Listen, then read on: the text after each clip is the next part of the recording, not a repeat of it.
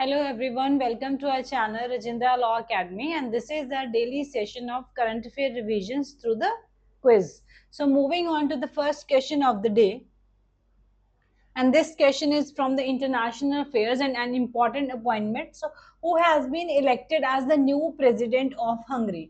तो हंगरी के new president elect हुए हैं, तो उनका नाम क्या है उसके बारे में क्वेश्चन है. So what is the correct answer? Option C, Andras Baka has been elected as the new president of Hungary. तो ये आपने याद रखना है, प्रेसिडेंट ऑफ हंगरी कौन है? एंड्रास बाका, राइट. अच्छा, कमेंट सेक्शन में आपने हंगरी की कैपिटल बताना है. What is the capital city of Hungary? And this is the European nation, ये याद रखना है आपने.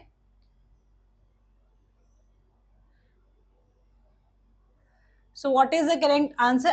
Option C, Andras Baka has been elected as the new president of Hungary, and he was a former chief justice of the Supreme Court of Hungary, right?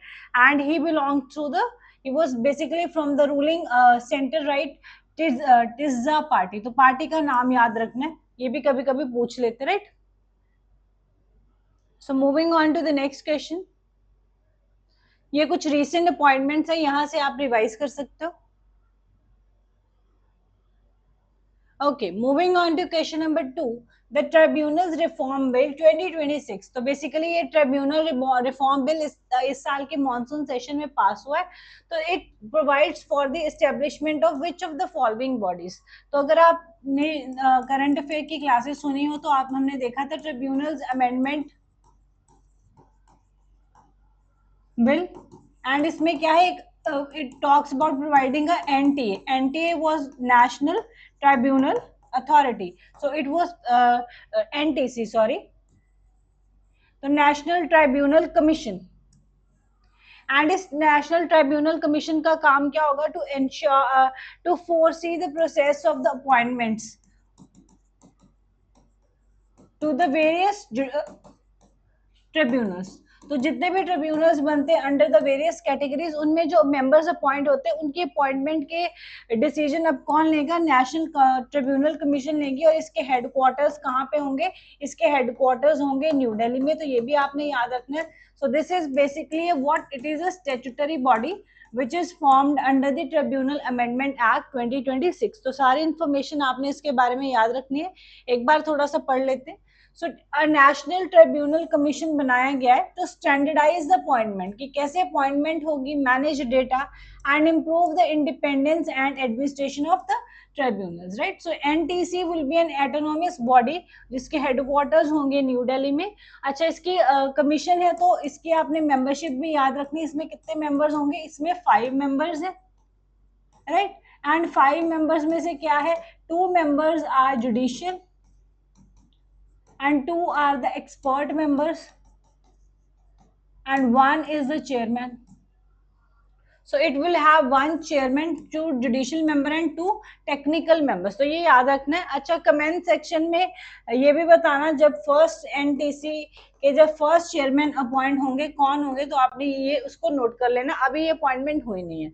जो chairperson होंगे उनकी tenure कितनी होगी? 5 years और 70 years.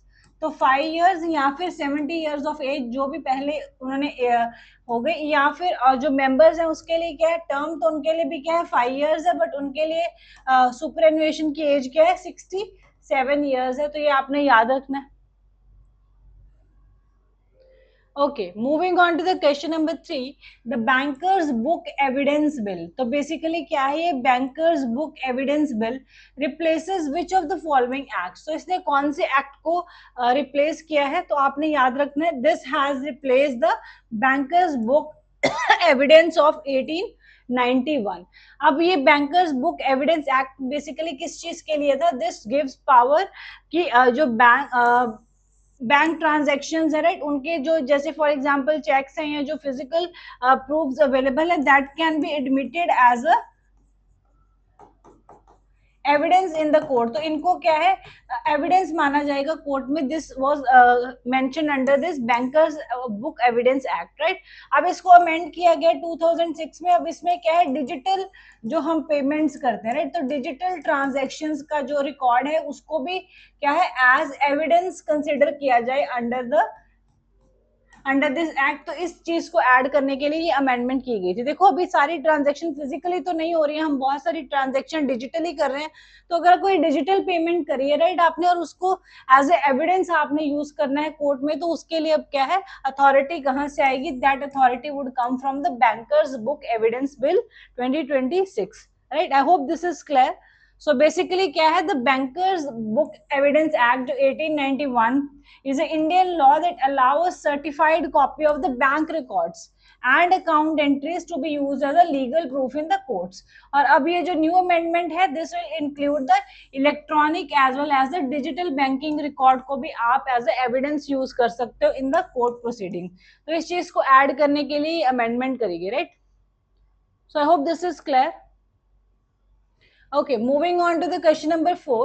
Partition Horrors Remembrance Day is observed in India on every year on which date? तो कौन सी date को हम पार्टीशन हॉरर्स रिमेम्बरेंस डे मनाते हैं? तो आजादी से एक दिन पहले पार्टीशन डे हॉरर्स मनाते हैं हम। तो 14 अगस्त को इस डे को मनाते हैं to remember the victims of the partition, जिन्होंने अपनी फैमिलीज और अपना सब कुछ लॉस कर दिया, अपनी लाइव्स भी कई लोगों ने गवा दी, right.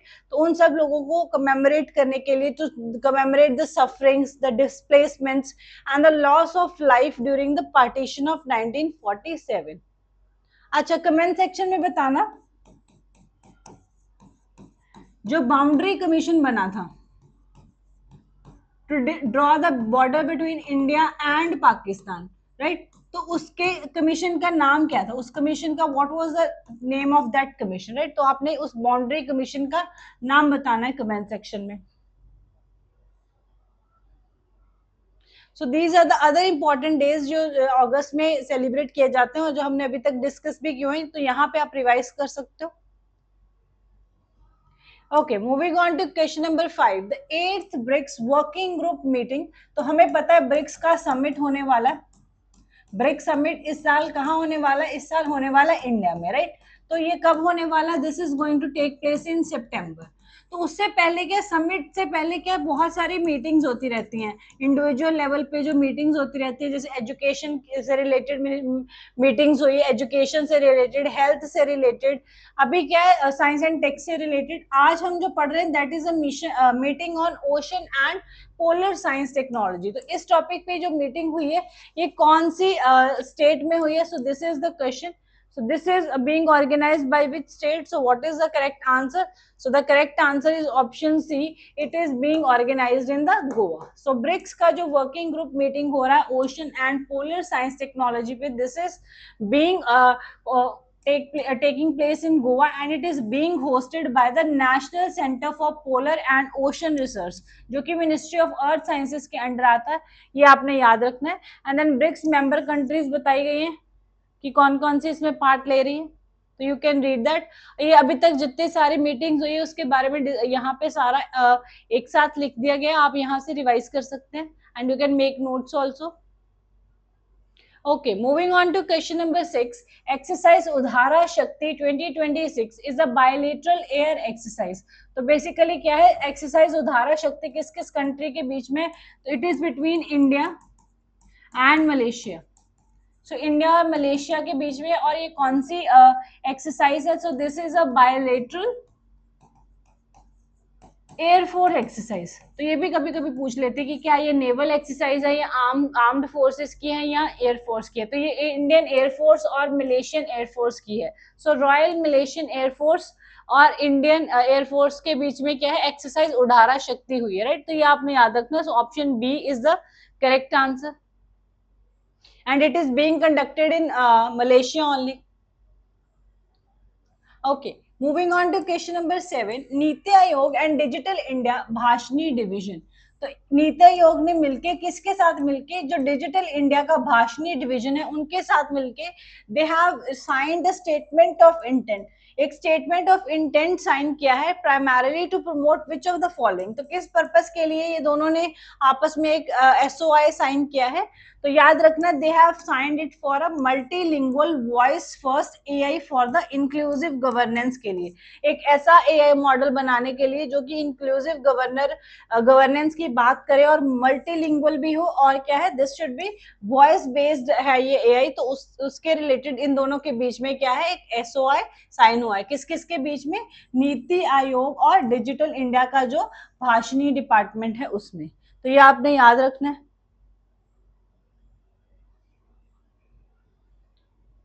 Okay, moving on to question number 8. The Halnayat Islands recently in news due to the oil spill. तो यहाँ पे क्या है, बहुत सारा ऑयल स्पिल हो गया। तो ये जो वाटर बॉडी है ये कहाँ पे लोकेटेड है? तो ये आइलैंड्स कहाँ पे लोकेटेड है? तो इसकी आपने लोकेशन याद रखनी है। So it is located in the Arabian Sea. So basically Oman is tackling an oil spill from a grounded tanker near the Halaniyat Islands जो कि are in the Arabian Sea। और इनको हलानियत आइलैंड्स का पुराना नाम था कुरिया मुरिया आइलैंड। तो ये भी याद रखना है, राइट। तो यहाँ पे अभी रिसेंटली ऑयल स्पिल हो गया, that is why this thing was in news. Okay, moving on to question number 9. According to the recent data, which state, कौन सी स्टेट में क्या है highest number of dialysis centre? तो सबसे ज्यादा डायलिसिस सेंटर जो कि प्रधानमंत्री नेशनल डायलिसिस प्रोग्राम के अंडर खोले गए हैं वो मैक्सिमम कौन सी स्टेट में है? तो ये इसका आंसर क्या है? तो याद रखना है, मैक्सिमम किस में है? गुजरात में है maximum number of dialysis centre which are open under the Pradhan Mantri national dialysis programme. अब ये नेशनल डायलिसिस प्रोग्राम का बेसिकली एजेंडा क्या है? इसका एजेंडा है to provide the free dialysis services to the eligible poor. जो भी स्कीम के अंडर एलिजिबल हैं उनको फ्री डायलिसिस सर्विसेज प्रोवाइड करना। तो as of June 2026 1856 dialysis centre खुले हैं और इसमें से जो मैक्सिमम है they are in the Gujarat state. Gujarat state में 282 मैक्सिमम है, फॉलोड बाय कर्नाटका। तो मैक्सिमम आर इन गुजरात, ये आपने याद रखना है। Okay, question number 10। द गज गौरव अवार्ड। तो गज हिंदी में किसको बोलते हैं? एलिफेंट को। So Gaj Gaurav awards are primarily associated with which of the following. तो ऑब्वियसली गज गौरव अवार्ड्स किनको देंगे? जो एलिफेंट कॉन्जर्वेशन में काम करेंगे। So this is related to what? Elephant conservation. कभी कभी अगर आपको ट्रांसलेशन भी आती हो तो you can solve the question. तो ये वैसा ही क्वेश्चन था। So Gaj Gaurav Awards recognize the exemplary contribution toward the elephant conservation and management, right? And ये कब दिए जाते हैं? हर साल वर्ल्ड एलिफेंट डे पे दिए जाते हैं। वर्ल्ड एलिफेंट डे कब होता है? 12 अगस्त को होता है, राइट। तो ये आपने याद रखना है।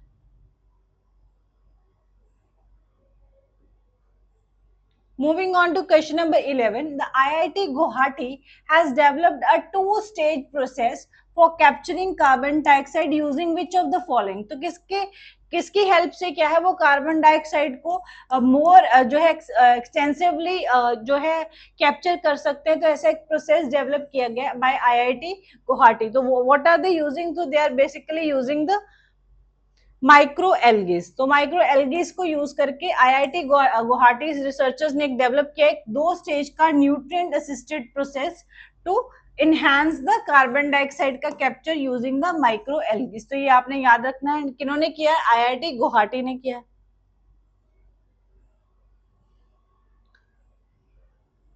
Okay, question number 12। द ग्रामीण ज्ञान सेतु मोबाइल एप्लीकेशन। तो एक मोबाइल एप्लीकेशन है जिसका नाम क्या है? ग्रामीण, मतलब रूरल इंडिया से रिलेटेड होगा कुछ। तो ग्रामीण Gyan Setu mobile application launch in अगस्त 2026, अभी रिसेंटली लॉन्च करी गई।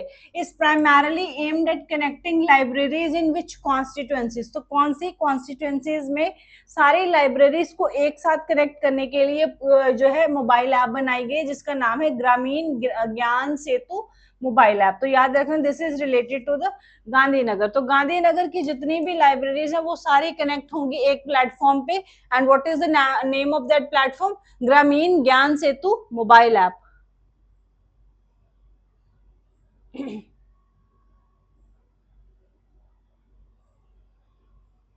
Okay, moving on to question number 13. Asia's first, so this is important.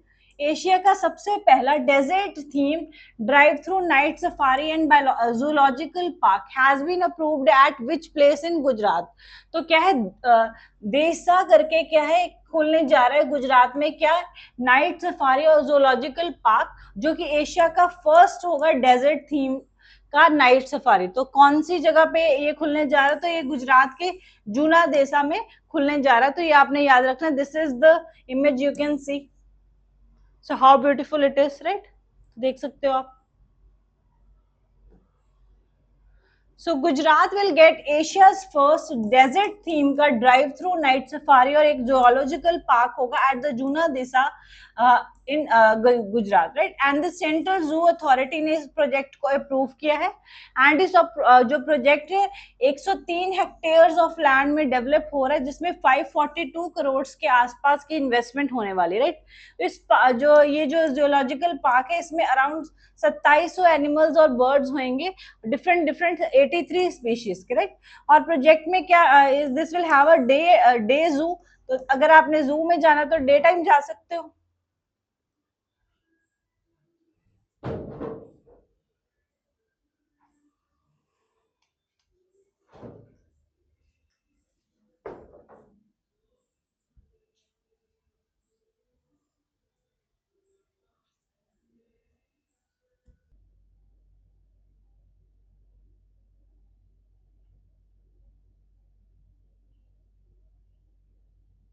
Moving on to the next question. So the Uttarakhand High Court is proposed to be relocated from Nainital to which place? So basically क्या Uttarakhand High Court का जो bench है, उसकी जो seat है नैनीताल से shift होगी कौन सी प्लेस में रिलोकेट करने की बात करी जा रही है. तो उससे रिलेटेड क्वेश्चन है. तो आपने याद रखना है हल्द्वानी में इसको रिलोकेट करने के बारे में डिस्कशन चल रही है. It is saying that the Uttarakhand government has approved the relocation of the Uttarakhand High Court from Nainital to Haldwani in August 2026, and the new High Court campus will be located at Haldwani along the Haldwani-Rudrapur Highway National Highway 05 पे ये होगा located है. So Supreme Court ने in July 2026 Uttarakhand के high court ने इसके ऊपर stay लगाया था, तो उसको क्या है सेटिफाइड कर दिया. And it said that the relocation of the seat of high court is the administrative decision and the government is free to take that. तो इसीलिए क्या है now the relocation will take place from Nainital to the Haldwani city. And उसके बारे में ये भी याद रखना है. अच्छा, high courts are constitutional court है जो कि आर्टिकल 214 के अंडर बनते हैं. तो अच्छा, सुप्रीम कोर्ट ऑफ इंडिया का कितना आर्टिकल है आपने बताना है. सुप्रीम कोर्ट का मेंशन कॉन्स्टिट्यूशन के कौन से आर्टिकल में, कमेंट सेक्शन में आपने इसका आंसर बताना है.